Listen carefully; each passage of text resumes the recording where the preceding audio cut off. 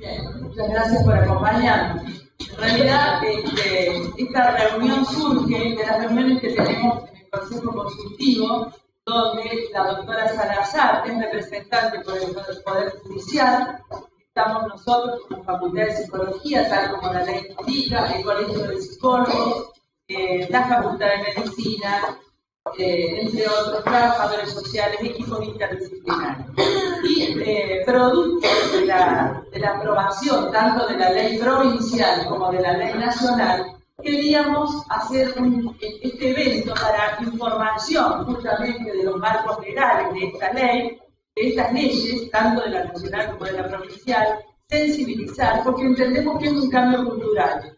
Y es fácil ver la ley, aprobar, decir que está en función de un montón de parámetros nuevos, de paradigmas nuevos, pero cómo esto representa un cambio cultural. Entonces queríamos armar este debate en el marco de lo legal que la doctora Salazar está dispuesta a informar, esclarecer y demás. Buenos días a todos. Bueno, la primera pregunta que se van a hacer es si nos puedes hablar, hablando de salud mental. Entonces yo primero les voy a contar un poquito cómo es esta historia de que yo quiero votar el estudio de la salud mental. En realidad, todo parte, por supuesto, de lo que son las internaciones judicializadas, la necesidad que tenía el Poder Judicial de reglamentar todo lo que es la internación voluntaria. A raíz de esto, hace como 5 o 6 años, se creó una comisión de estudio para modificar la acordada que en ese momento estaba vigente. De esa comisión salió una nueva acordada, la 948, que fue vigente desde 2008. Y bueno, y a partir de eso empecé a trabajar en esa comisión, después terminé trabajando en todo lo que es el sistema de servicios judiciales ocupado de lo que es salud mental en tribunales hasta que terminé en el comité consultivo.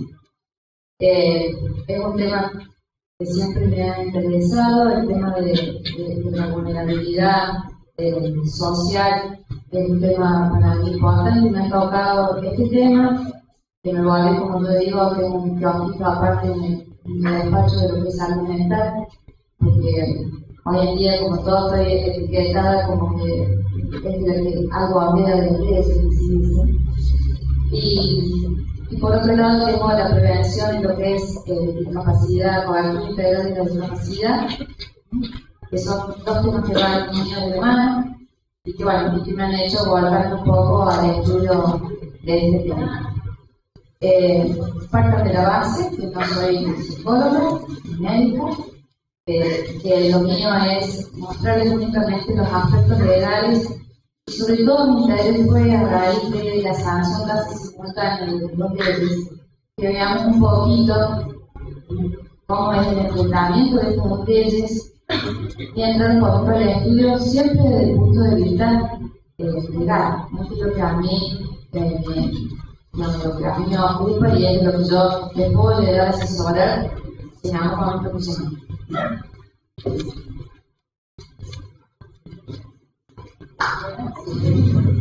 Bueno, la ley nacional, la 2657, que es sancionada el 3 de diciembre de 2010, nos dice en el artículo primero cuál es el objeto de la ley, y yo quiero hacer salvedad en la última parte, que dice, ¿no es cierto?, tiene que asegurar el derecho de protección de la salud mental de todas las personas que no gocen de los derechos humanos de aquellos con padecimiento mental que se encuentren en el territorio nacional, sin perjuicio de las regulaciones más beneficiosas que para la protección de estos derechos puedan establecer las provincias.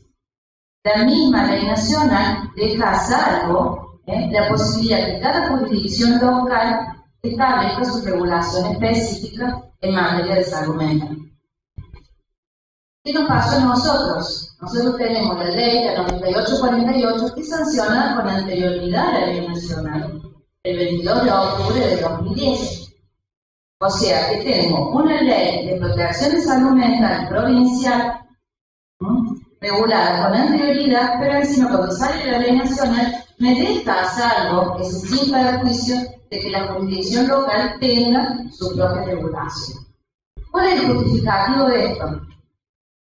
En nuestra Constitución, tanto nacional como provincial, existen los poderes delegados y no delegados de la provincia a la nación. Hay cuestiones, digamos, que están totalmente delegadas a la nación, que las regula la nación y son de aplicación obligatoria en todo el territorio nacional. Hay cuestiones que las provincias no delegan. Una de las cuestiones no delegadas de la provincia, de acuerdo a nuestra Constitución, el artículo 59, es todo lo que hace referencia al derecho a la salud. Con lo cual, en nuestra provincia, hoy, la ley que rige es la 98/48. No se debe aplicar la ley nacional, porque ¿cuál hubiera sido la forma? Que nuestra ley provincial, o hubiéramos sacado una ley posterior a la ley nacional, que hubiera adherido a esta legislación nacional, con lo cual hubiéramos dejado sin efecto la 98/48, o podríamos haber hecho una adhesión híbrida, que sería, bueno, adherimos a la ley nacional siempre y cuando no sea incompatible con nuestra normativa provincial. Esa protección que hace el 59 de la Constitución significa que una ley nacional no puede violar el orden público provincial. ¿Estamos? Si yo ya aplico la normativa nacional y me aparto de la ley provincial, estoy violando el orden público provincial. ¿Cuáles son los únicos casos en que yo podría aplicar analógicamente la ley nacional? En aquellos casos en que nuestra ley provincial tuviera una laguna, no estuviera regulado algún tema específico en nuestra legislación provincial. Como es, que yo lo he advertido, el tema de la externación de los pacientes internados no judicializados. La ley provincial no dice absolutamente nada de eso y estaría aplicado la ley, podemos aplicar la ley nacional, que repite en su texto lo que dice el acuerdo reglamentario 948. ¿Está claro? Está ahí. Perfecto. ¿Cuál es la otra contraposición de normas que tenemos?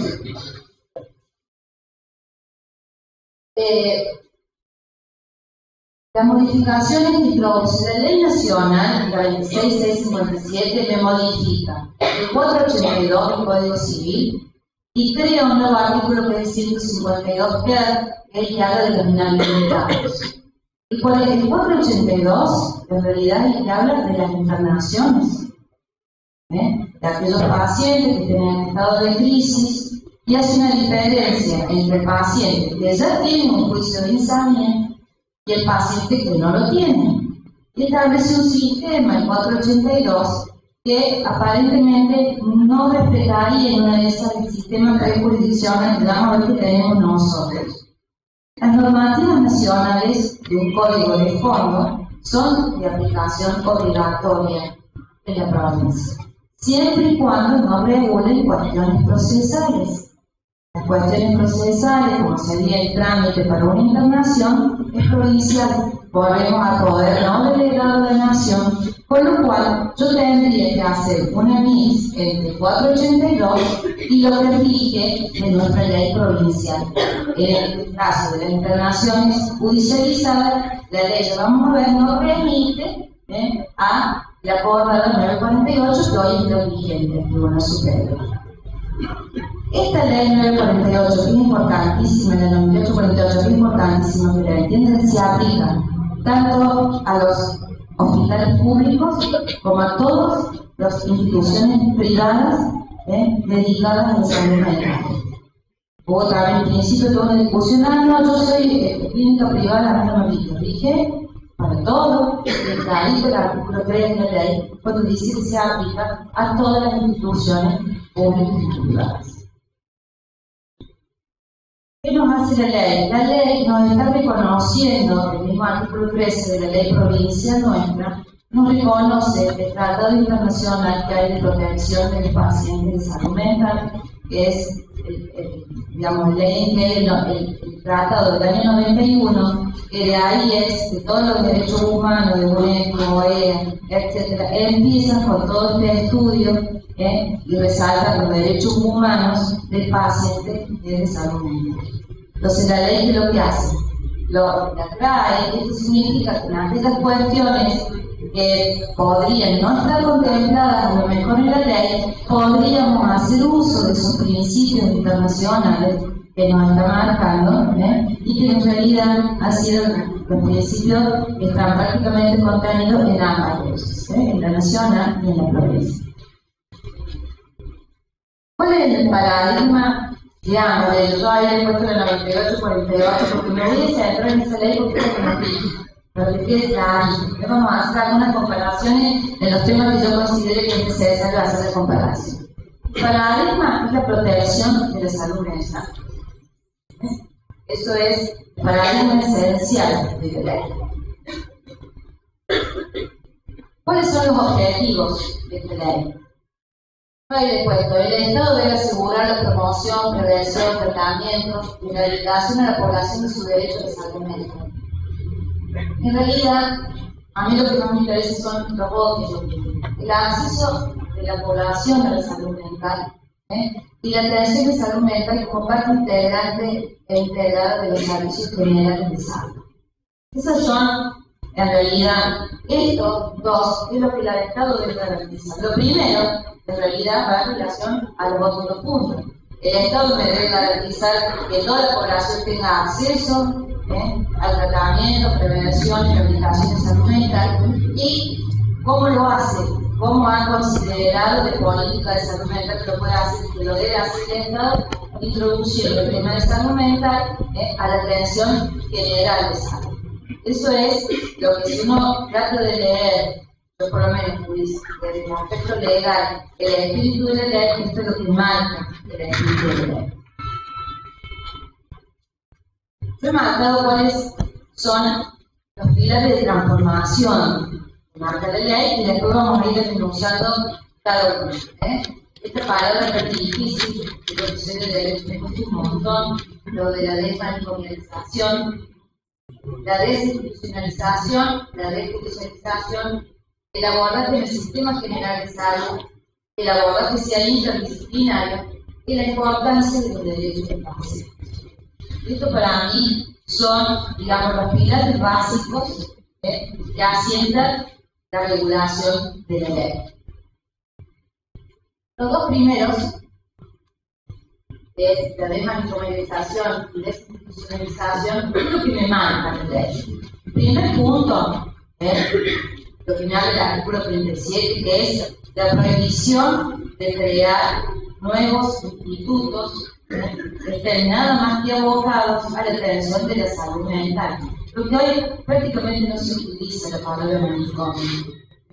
Todos los lugares se hablan hospitales de salud mental, hospitales de abordaje de salud mental. Es muy poco, por lo menos en el lenguaje jurídico, con todo el auge de lo que son los derechos humanos, hay ciertas palabras que han como desaparecido del vocabulario. La transformación paulatina de los institutos que existan, con todo el resguardo de los trabajadores, el resguardo de la ley, ha marcado varios paradigmas de protección en lo que significa esta transformación. Esta transformación tiene un plazo establecido en la ley muy poco, que es de 3 años. Con lo cual, tenemos que esperar en esos 3 años. Todo esto que estamos tratando de hacer es concientizar en este nuevo sistema de salud mental que tenga algún resultado óptimo. El servicio de salud mental en hospitales generales, la creación de nuevas instituciones. Si yo voy a desinstitucionalizar y no tener más el sistema del hospital que atienda únicamente cuestiones de salud mental, obviamente que voy a necesitar de estos otros, llamemos instituciones intermedias. Estamos hablando de los hospitales del día, del hogar de medio camino, de todas estas otras instituciones que vamos a necesitar para tener el abordaje o tener la contención de estos pacientes que padecen salud mental. Y después, también la ley me habla, que a mí me parece interesantísimo, todos unos dispositivos para que existan como si fueran atenciones móviles.